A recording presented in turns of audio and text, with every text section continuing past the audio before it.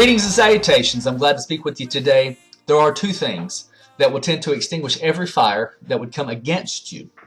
The first thing being time. Time has tended to work out everything over the course of time. The worst plagues that man has ever known, the worst diseases that man has ever come across, time has tended to work them out. The second thing being that of God.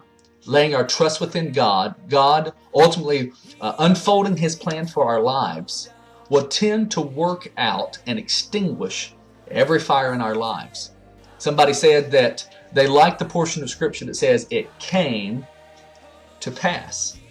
Just as sure as something has come into your life, just as sure as a major ordeal has taken place, it has came to pass. And so let's let those two things work things out for us, that being time and God.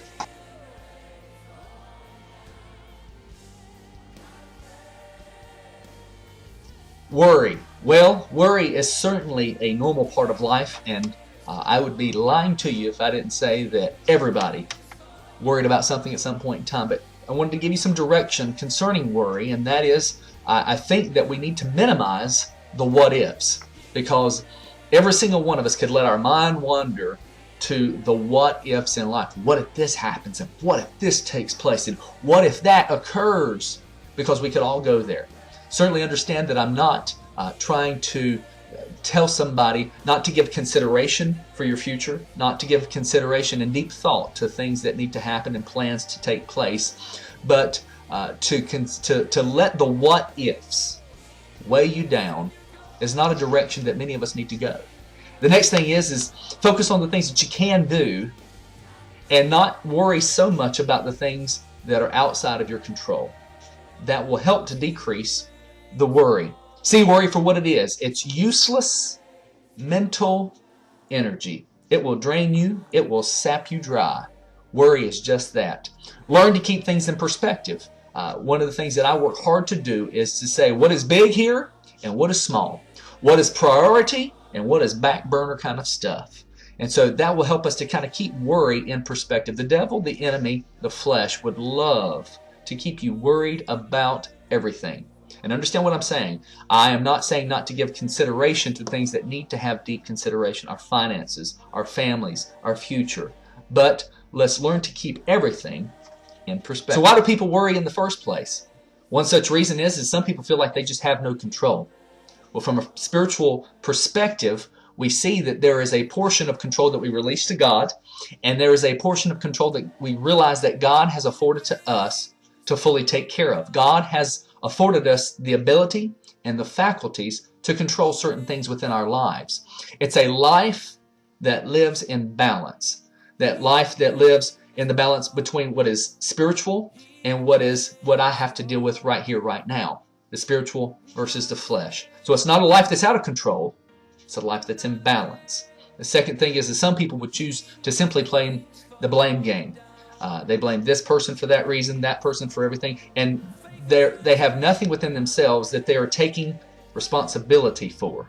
And so therefore there is no lesson that's ever learned. There is no stepping stone that's ever created. And there's constantly a full blame.